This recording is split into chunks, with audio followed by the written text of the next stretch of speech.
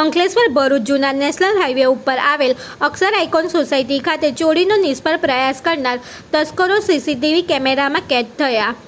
ભરૂચ જિલ્લા અને તાલુકામાં દિવસે દિવસે ચોરીની ઘટનાઓ સામાન્ય બનતી જઈ રહી છે। તસ્કરો બેફામ બન્યા છે।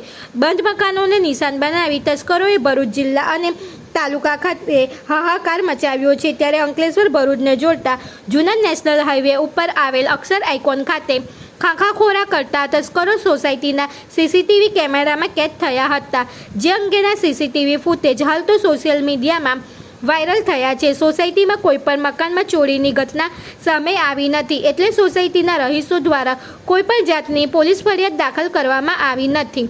પણ ફરિયાદ તસ્કરો સોસાયટીમાં કે અન્ય વિસ્તારોમાં કોઈ બંધ મકાનોને નિશાન બનાવે તે પહેલાં આ તસ્કરોને સીસીટીવી ફૂટેજના આધારે ઝડપી પાડવામાં આવે તેવી લોકમાંગ હાલ તો ઉઠવા પામી છે। રિપોર્ટર કેતન મહેતા, ભરૂચ।